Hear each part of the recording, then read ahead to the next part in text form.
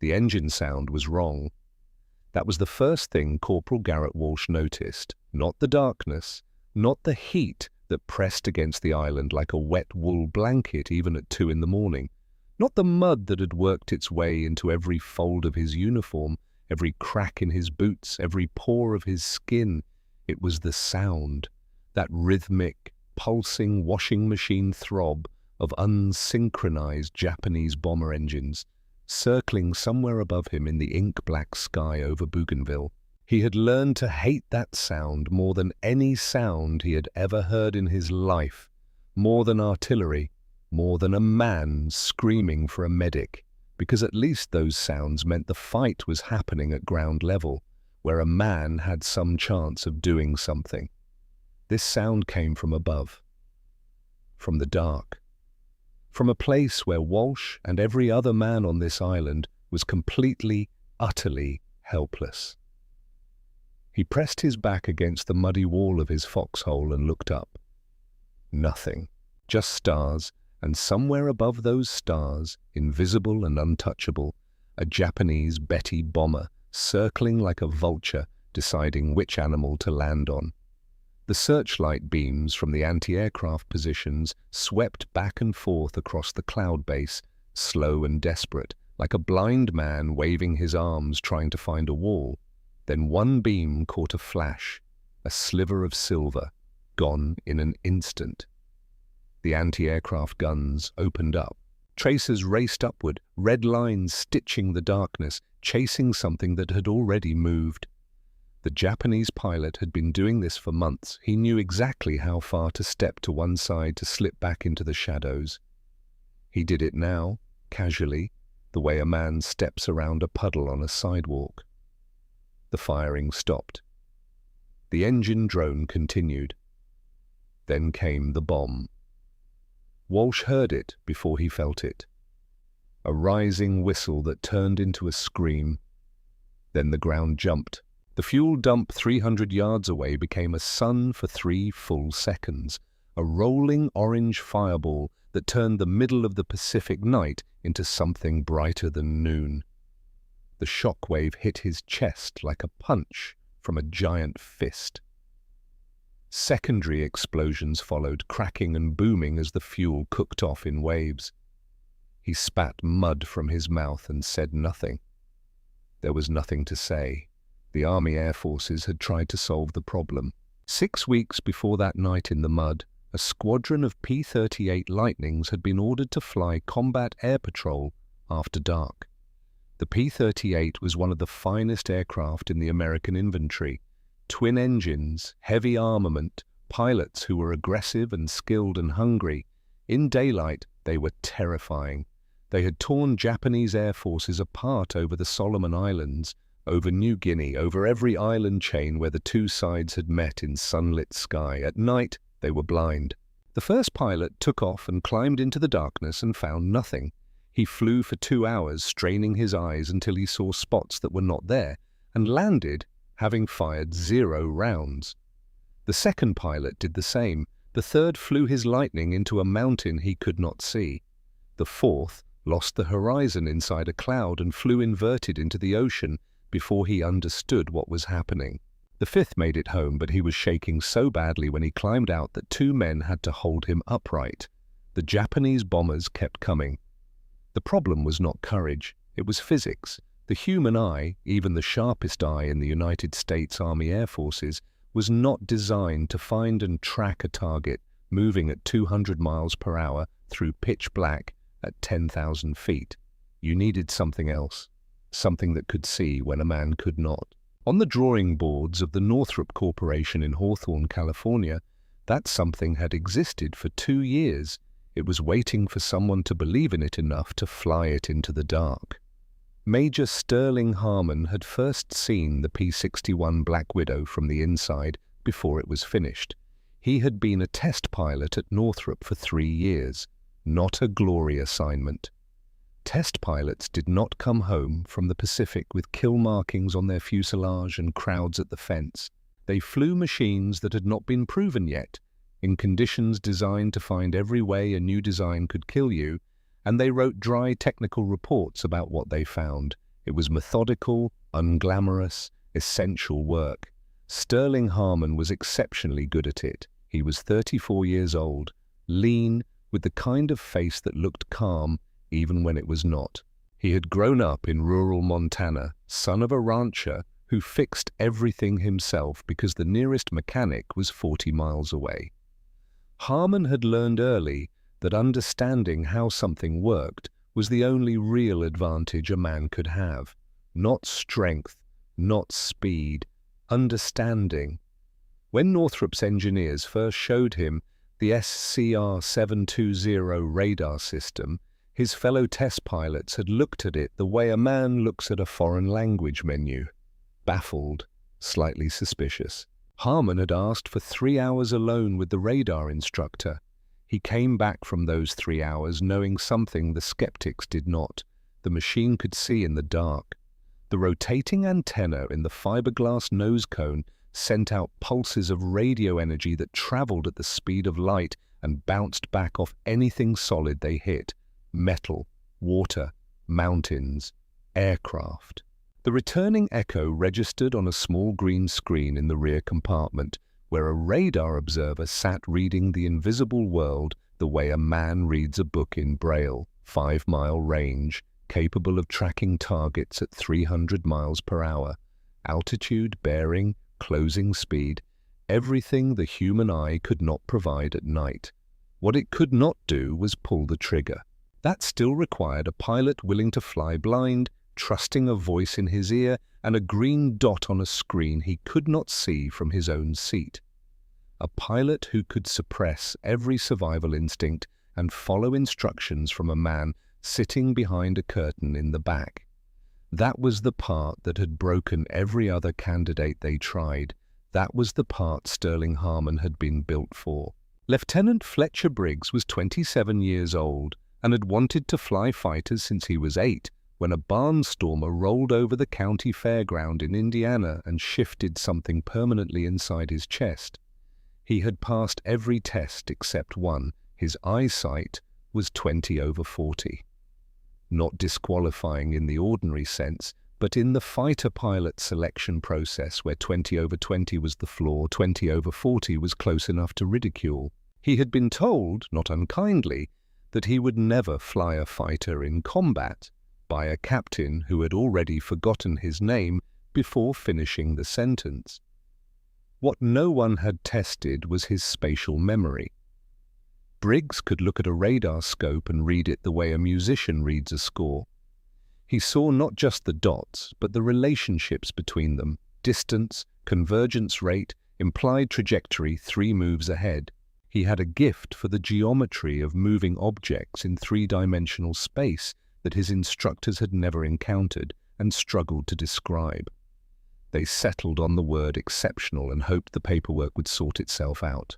It sorted itself out in the form of the P-61 program, which needed exactly what Briggs had: a man who could sit in a dark box behind a rubber-hooded screen, construct a complete picture of a world he could not physically see, and translate that picture into calm, precise instructions for a pilot trusting him with his life.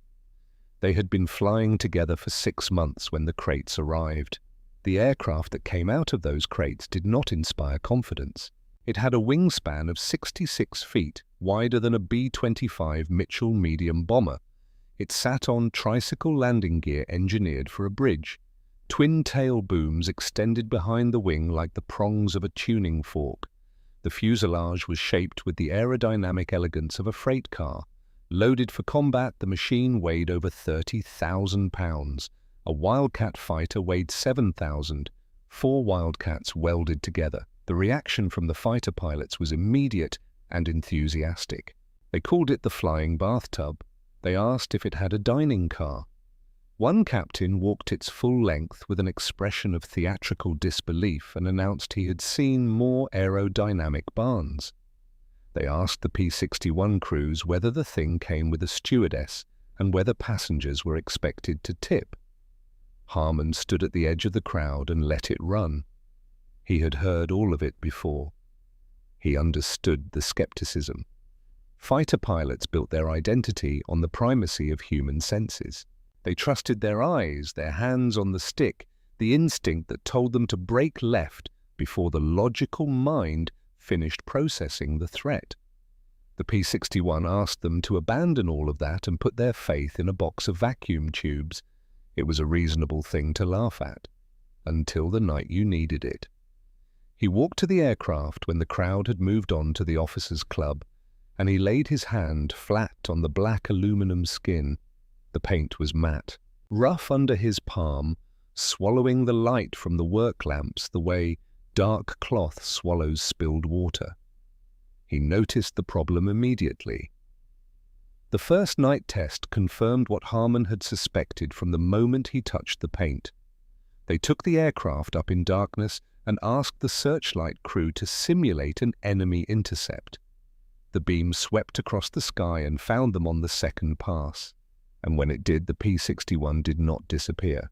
The matte surface, designed to absorb light, instead scattered it in every direction simultaneously. The aircraft did not go dark. It glowed, like a moth caught in a flashlight beam, like a white flag, like the most visible object in the nighttime sky over the entire South Pacific. Harmon landed without a word. He sat in the cockpit for a long moment after the engines stopped, looking at the dead instrument panel, thinking. Then he found the senior mechanic on the night crew, a stocky man from Ohio named Kowalski, who had been maintaining aircraft engines since before the war, and approached every mechanical problem as if it had personally insulted him. Harmon explained what he had observed. Kowalski listened. Then Kowalski said something that no Northrop engineer with a graduate degree would have said, because it came from a high school physics class rather than an aeronautical engineering program, and sometimes that is exactly the right place for an answer. He said, "A mirror does not absorb light. A mirror deflects it." They worked for 3 days, fine-grade polishing compound from the chemical supply depot. 6 men at a time, in shifts, starting at the nose and working back, rubbing the black paint in long, even strokes until rough became smooth, smooth became glossy, glossy became something close to reflective. By the 3rd day, you could see your own face in the black aluminum. That night they ran the test again. The searchlight swept the sky. It found the aircraft. And then, unless the beam hit the surface at an exact 90-degree angle, the light slid off the glossy paint and disappeared into the darkness the way light slides off a tilted mirror. The aircraft did not glow. It became, in any practical sense, invisible. The ghost plane. The ground crew started using the name that night. By morning it had spread to the fighter pilots who had spent 3 days making jokes. They did not use it mockingly. They used it the way you use a name for something that has earned one.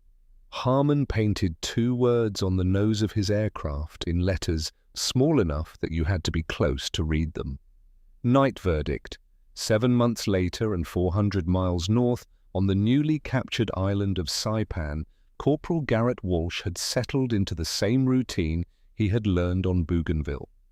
Different island, same darkness, same engine sound circling above him every night, the same helplessness, the same mud.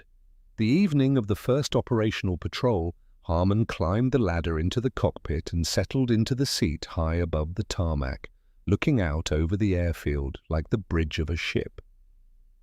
He went through the checklist without hurrying. He heard Briggs settle into the rear compartment and pull the blackout curtain across. He heard the radar cycling up. The twin Pratt & Whitney double Wasp engines caught on the first start, 2,000 horsepower per side. The sound was not the high-pitched scream of a single-engine fighter. It was lower, heavier. A vibration felt in the back teeth and the base of the spine. The sound of something patient and very large. The chocks came out. Night verdict began to roll. Walsh, on the edge of the tarmac, looked up at the sound. He saw nothing, just the darkness where the airfield ended and the sky began. Whatever it was had already disappeared. He went back to his foxhole and waited, as he had waited every night, for the sound that told him the bombers were overhead. That night, he waited a long time. The trust the P-61 demanded was unlike anything Sterling Harmon had encountered in 3 years of test flying. Not trust in the aircraft. He had built that across hundreds of hours at Northrop, not trust in his own hands.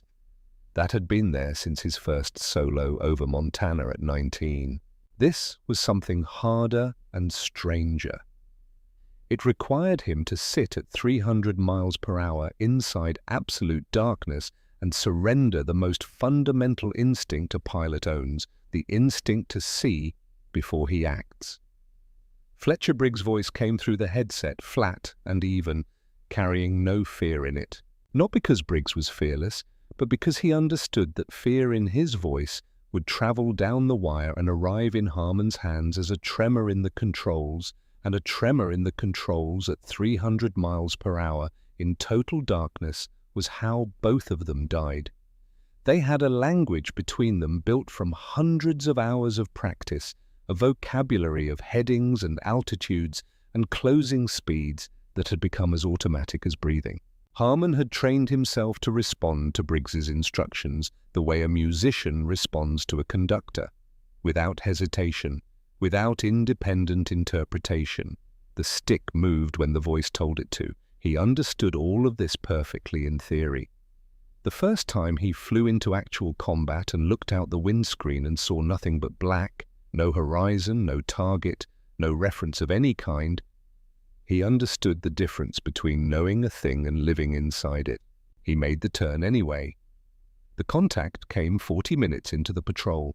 Ground control had vectored them west toward the shipping lanes where the Japanese had been routing their supply missions. The radio crackled with the controlled urgency of men who knew how to keep excitement out of their voices.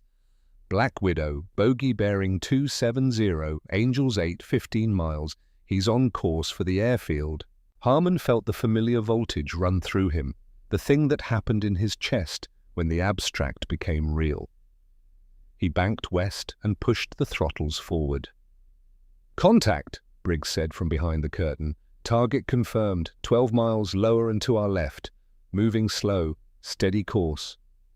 "What are we looking at?" "Betty." "Has to be. Speed and altitude match, a Mitsubishi G4M. The medium bomber that had been making these islands a misery for months. Fat fuselage, twin engines, loaded with ordnance intended for men sleeping in tents on the island behind them. "Talk me in," Harmon said. 10 miles, come left 5 degrees, he doesn't know we're here." That was the thing that never quite became routine, no matter how many practice intercepts he had flown. The knowledge that the target had no idea. The bomber crew up ahead were going about their business, checking instruments, watching their own darkness, completely unaware that a machine the size of a small building was accelerating toward their tail. 2 miles, look for exhaust. He looked. He saw nothing, just the universe, black and enormous and indifferent. 1 mile, you should have a visual.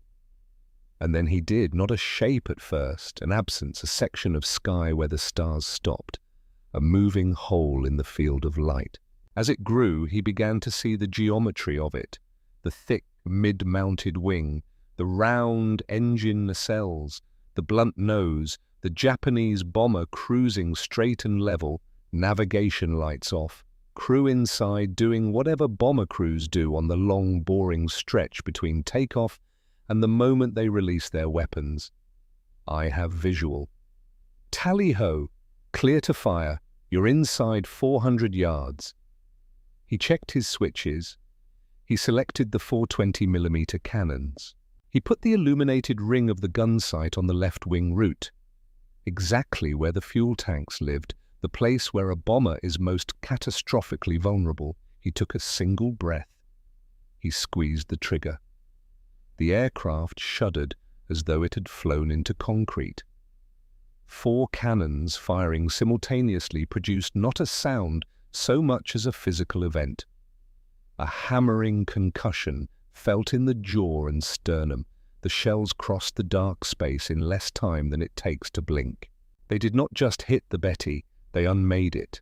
The left wing separated from the fuselage. It did not break, It sheared, cleanly and completely, tumbling away into the darkness, trailing fire. The fuel tanks went half a second later. The fireball was enormous, a sudden, impossible sun that illuminated the ocean 2 miles below and the cloud layer 2 miles above, and for 3 full seconds, everything between was visible. Night Verdict was already banking away, Harmon pulling up and left, away from the debris that had been a bomber and a crew and a load of bombs intended for the island behind them. He watched the fire fall. It hit the water with a flash and a column of steam. "Splash one," he said. "Good kill," Briggs replied. "Scope is clear." They landed an hour later. Harmon wrote his report with the precision his test pilot training had made second nature. The intercept, the firing position, the result, the distances and angles and weapon used. The response came back 48 hours later from a captain named Horace Wentfield, a thin-faced man who wore skepticism like a uniform. He read the report twice, looked up over the paper, and asked what physical evidence existed to confirm the kill. Harmon looked at him steadily. "I watched it burn," he said. Briggs tracked the debris on radar until it hit the water. Radar confirmation from a single observer. Wentfield said the word observer as though it carried a slight smell. No wreckage recovered, no independent witness, no gun camera footage. We were flying a night intercept. There is no independent witness because no other aircraft can operate in those conditions. That's rather the difficulty, isn't it? Harmon sat across from Wentfield's clean desk in his dry office and felt something tighten in his jaw.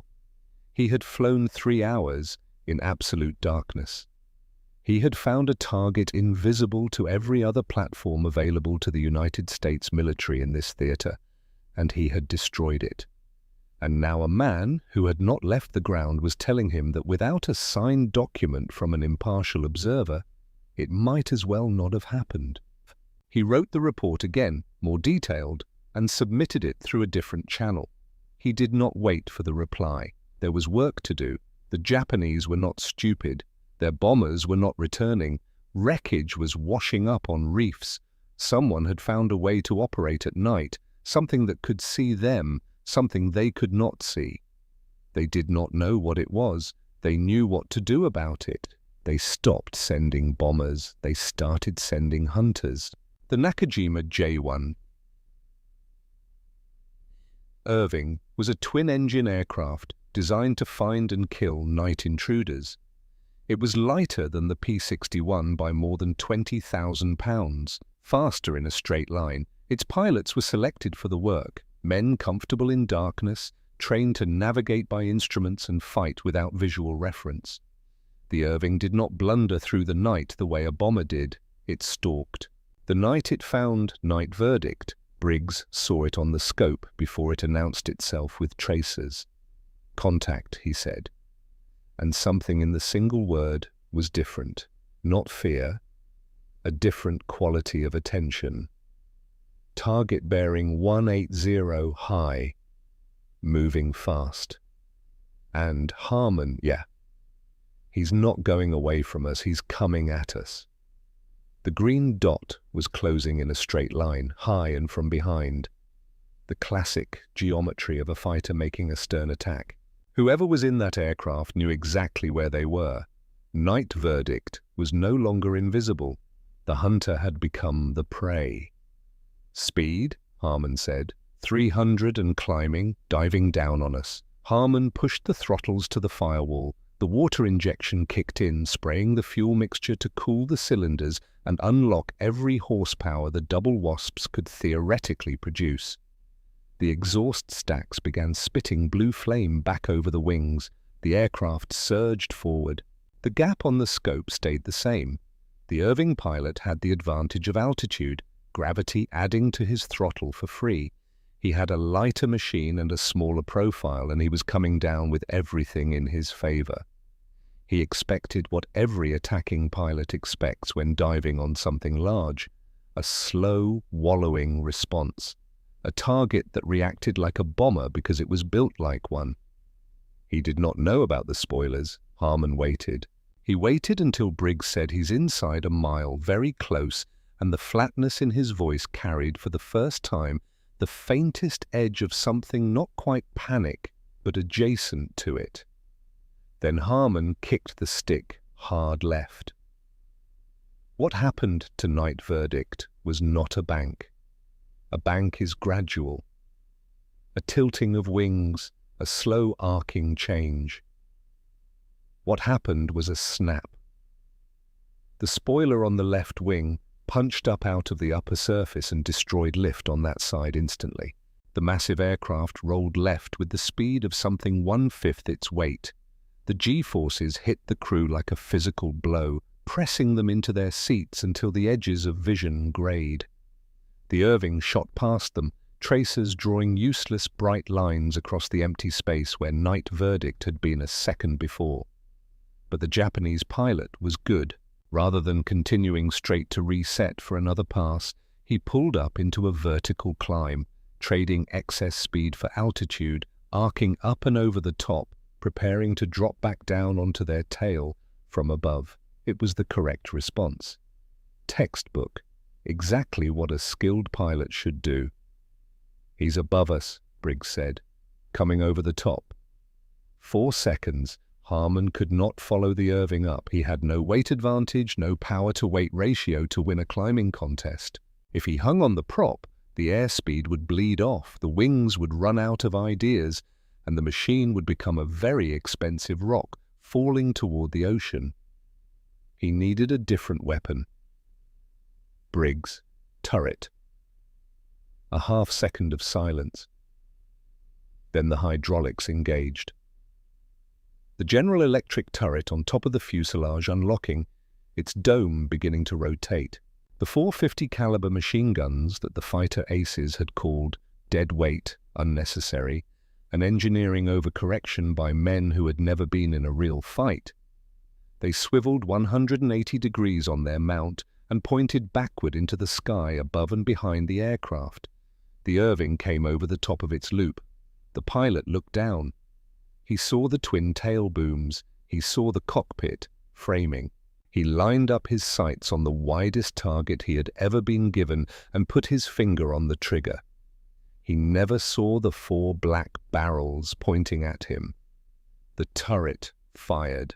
The sound inside Night Verdict was indescribable, a continuous percussive hammering directly overhead, felt in the skull before it reached the ears. 4 streams of 50 caliber armor-piercing incendiary rounds poured backward and upward into the face of the diving fighter, a wall of metal so dense and so sudden that the Irving flew through it the way a man walks into a closed glass door.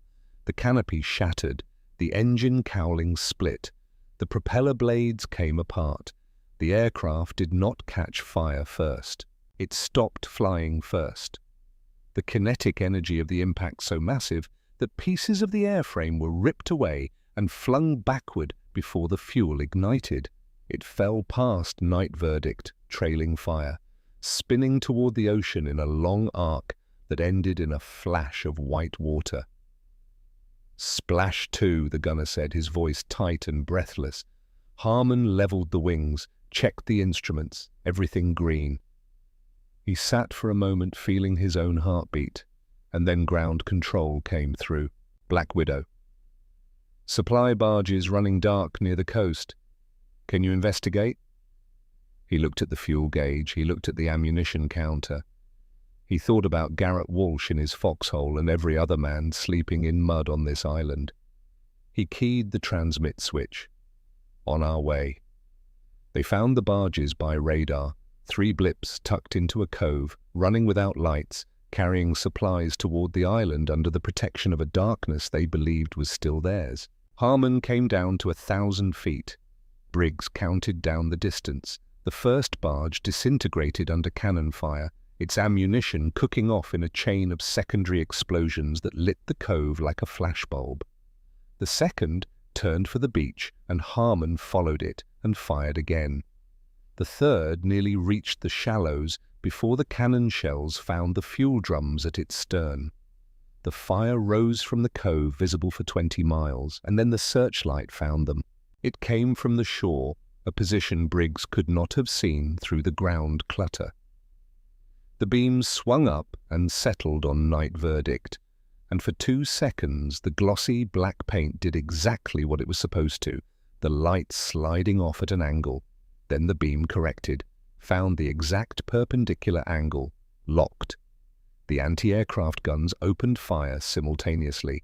The first burst was close enough that Harmon heard the shrapnel before he felt the aircraft move, a sound like hail on a steel roof, rapid and random. Then a single hard strike from below. The instrument panel flickered. A bundle of wires behind the rudder pedals had been cut. Then the right engine stopped.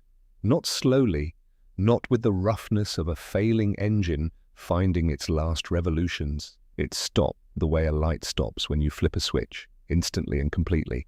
The propeller was still turning, windmilling in the slipstream, creating drag instead of thrust. The right wing dropped. Night Verdict began to roll toward the dead engine with the slow, terrible certainty of physics. Harmon hit the left rudder pedal with everything he had. He reached for the feathering control on the right engine and twisted it, rotating the blades edge-on to the airflow, stopping the drag. He pulled the good engine to full power. The aircraft steadied, barely.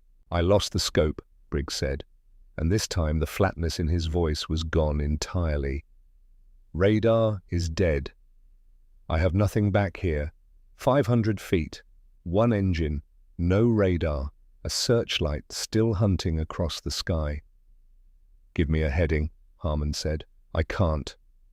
Briggs' voice was stripped down to its essentials. "Nav system went with the radar. I don't know which way is home." Harmon looked out the windscreen. The horizon had been absorbed somewhere into the general darkness. His gyro compass was spinning freely, knocked loose by the impact.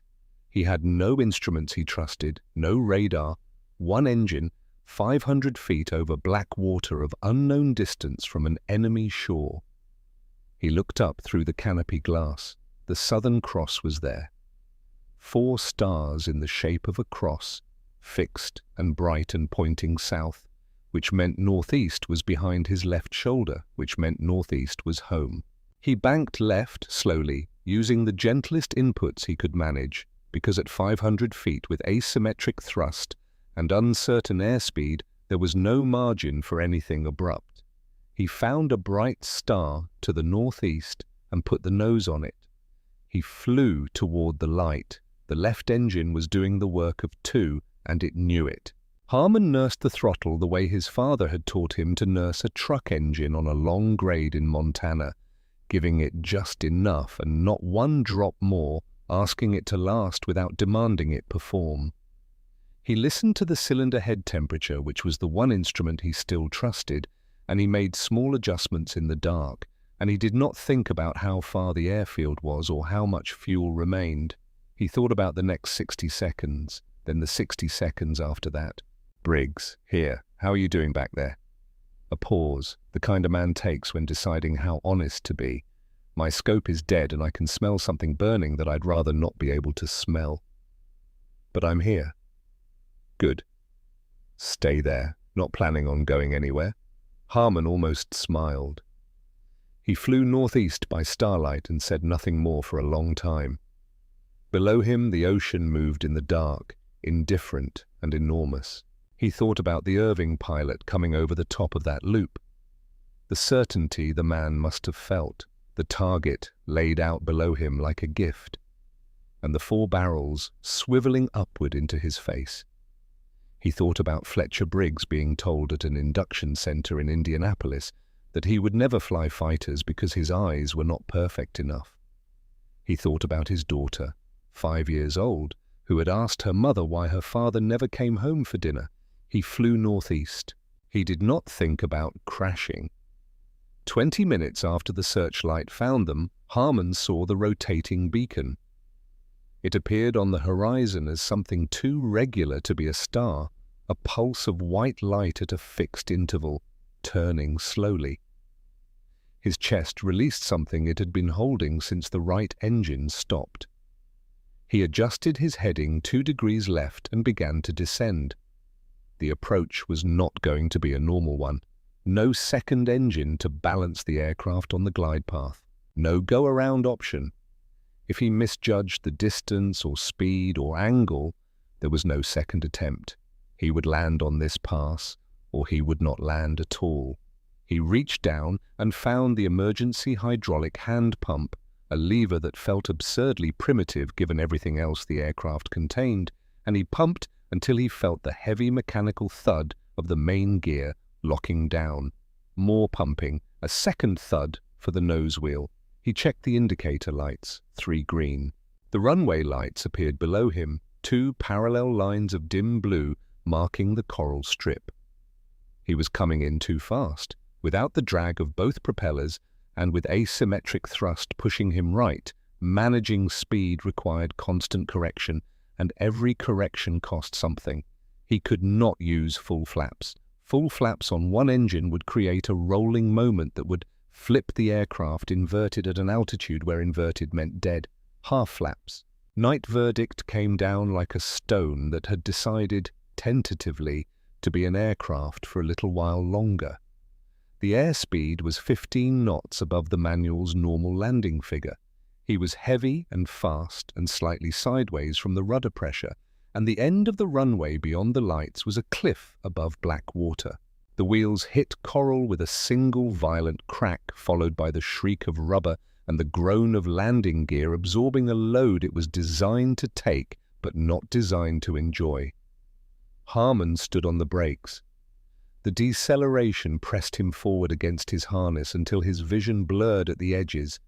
The end of the strip rushed toward the nose. He held the brakes until he smelled the rubber burning.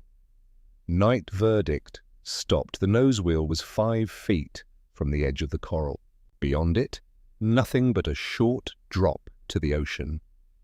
Harmon sat with both hands still on the controls and his feet still on the brake pedals and listened to the left engine spool down as he cut the mixture.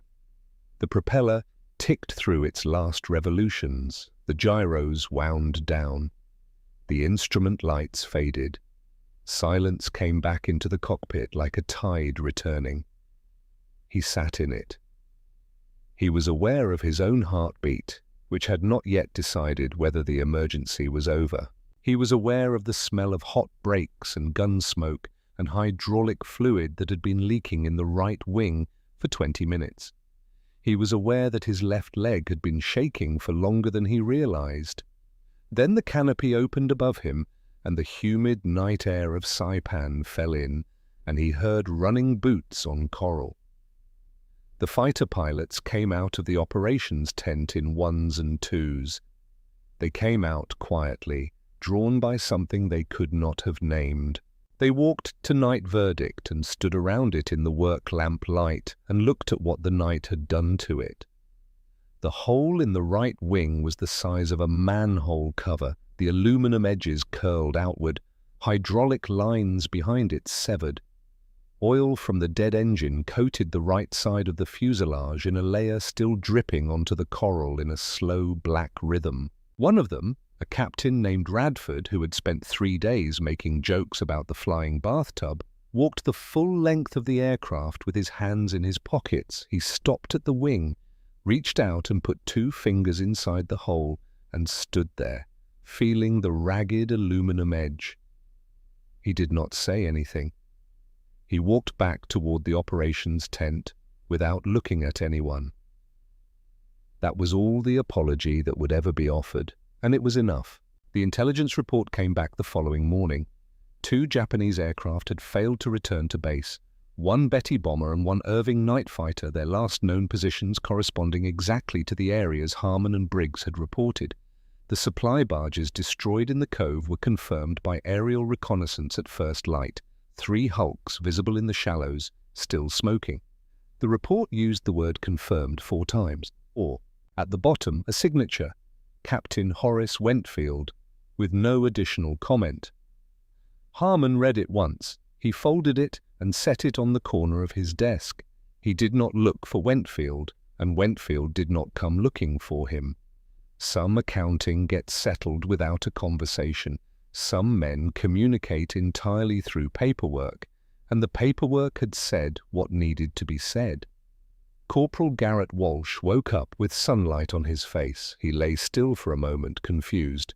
He had learned to come awake at night to sounds, the engine drone, the distant thump of ordnance, and to come awake in the morning to their after-image. But this morning there was no after-image. He searched his memory of the previous night and found nothing. Washing machine. Charlie had not come. He had slept, not the shallow, flinching half-sleep of a man waiting for the next explosion, the real kind, flat and complete and dark, the kind he had not found since before he understood where Bougainville was or why it mattered. He pulled his helmet off and let the morning sun hit his face and sat there, doing nothing in particular. Around him, other men emerged from their positions wearing the same slightly disoriented expression. The expression of people who had been expecting something bad and received nothing instead and were not quite sure what to do with the gift. Walsh did not know what had changed. He had no way of knowing what had happened in the sky above him. He only knew the silence. He sat on the edge of his foxhole for a few minutes, and then he lay back down and slept some more. The Japanese did not send Washing Machine Charlie that night either, or the night after. The Black Widows moved through the Pacific like the night itself, following the advance of American forces from island to island, Philippines, Okinawa, the skies over China.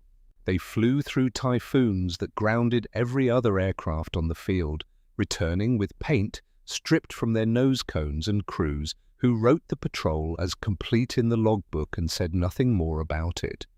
One crew whose guns jammed during an intercept flew their wing into the fuselage of their target, cut the Japanese aircraft in half, and came home with a section of enemy tailplane embedded in their leading edge like a trophy they had not asked for. The machine that had been laughed at became the thing the Japanese could not solve, and because they could not solve it, they stopped flying at night over contested islands. The darkness, which had been a free and inexhaustible resource, suddenly had a cost attached to it, and the cost was too high.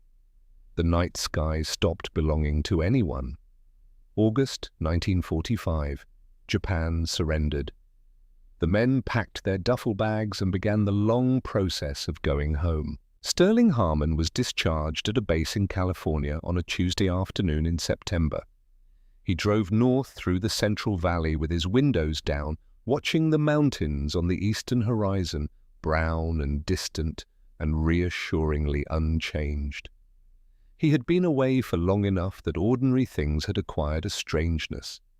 The width of civilian roads, the absence of aircraft noise overhead, the way people in diners talked about nothing in particular without scanning the sky.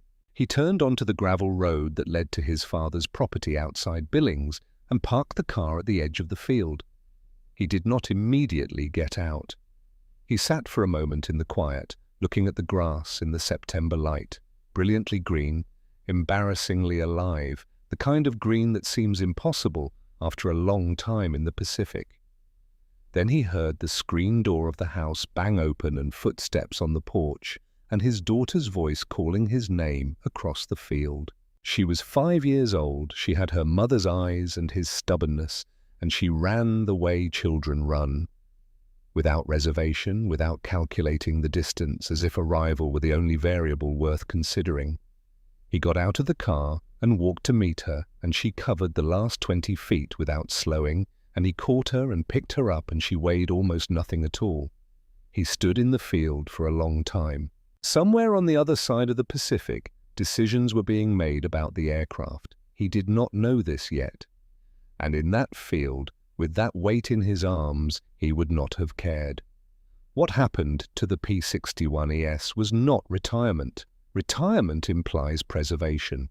The aircraft were lined up on desert hardstands in rows and processed with the efficiency that military administrations apply to things that have become inconvenient.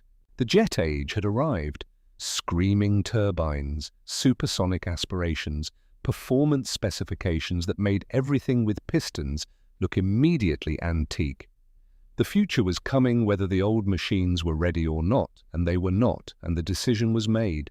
Cutting torches, heavy equipment, men working through the rows with the methodical pace of an assembly line running in reverse. Tails cut off first, then the fuselages crushed, engines pulled and scrapped.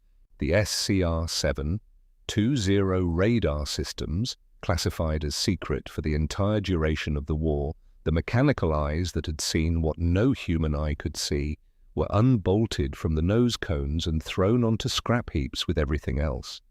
The aluminum was melted down, some of it became automobile parts, some of it became kitchen appliances, some of it became the kind of anonymous functional objects that people use every day without any awareness of what they used to be. The aircraft that had turned the Pacific darkness from a Japanese weapon into a Japanese prison became soda cans and screen doors. Harmon was not present for the scrapping of Night Verdict. He was in Montana. But someone at the base who knew what the aircraft had done sent him a small package, a box no larger than a cigar box, wrapped in brown paper, no return address. Inside was a piece of aluminum about 3 inches square cut from the fuselage. It had been painted black and polished until the black surface was as smooth and reflective as dark water. If you held it at an angle to the light slid off it and disappeared. He put it on the shelf above his desk. He kept it there for the rest of his life. Decades later, in the kind of museum that exists in a large metal building at the edge of an airfield, Garrett Walsh stood in front of a P-61 Black Widow and tried to understand what he was looking at. His hair was white. His back gave him trouble on cold mornings. The war had become history for most of the country, something that happened to other people in another time, preserved in photographs and marble. But Walsh had been in the mud and the dark, and he knew what the night had felt like from the inside of it. The aircraft was enormous. Even knowing it intellectually, the physical scale of it was startling in an enclosed space. The wingspan seemed too wide for the building. The landing gear gave it a patient solidity, something that expected to be here for a long time. The black paint was faded and uneven, showing its age, but the underlying shape was unchanged. The fiberglass nose cone, the twin-tail booms, the turret on top of the fuselage, the tires were flat. Other visitors moved through the building around him, consulting their printed maps. A man was explaining to a child that the war had been very long ago and that America had won. The child asked why the airplane was black, and the man said he supposed it was for camouflage. A woman nearby read the small placard aloud. Night fighter, twin engine, crew of 3, and moved on. Walsh stood in front of the aircraft for a long time. He did not know the name Sterling Harmon. He had never heard of Night Verdict or Fletcher Briggs or 3 supply barges burning in a cove. He knew nothing about a captain named Wentfield who had questioned a kill report or a piece of polished aluminum on a shelf in Montana, or a daughter running across green grass in September light. He knew none of it. What he knew was one morning, sunlight on his face when he had expected darkness, the absence of a sound that had been present every night for longer than he could count. The first real sleep he had gotten in months, arriving without explanation, like a gift from somewhere he could not see. He put his hand on the nose of the aircraft. The aluminum was cold. He stood there with his palm flat against it, and he thought about all the mornings in his life that had started with light instead of fear, and he understood, in the way that men who have been protected by something understand it, without being able to name it, that those mornings had not arrived by accident. Something had been up there, working in the dark, making sure the dawn came. The F-22 Raptor cannot be seen on radar, neither can the F-35 Lightning II. These aircraft are shaped and coated to deflect radar returns the way a polished black surface deflects a searchlight beam, using physics rather than speed or armor as their primary defense. Their pilots track targets on digital displays that translate invisible information into tactical pictures. The weapons officer in a two-seat variant sits in the back, reading screens, translating the invisible world into instructions for the pilot up front. The pilot follows the voice in his ear. The men who fly these aircraft do not know the name Sterling Harmon. His mission reports are in archives that receive almost no visitors. The specific geometry of his intercept approach over Saipan is in no curriculum. But every time an F-22 pilot takes his aircraft into the dark and kills a target that never knew he was coming, he is doing something Harmon did first. With less, in more darkness, without 70 years of refinement behind him. He did it with a rotating antenna in a fiberglass nose cone, a voice he trusted, and a star he could see with his own eyes when everything else had failed. The ghost is still out there. It just looks different now.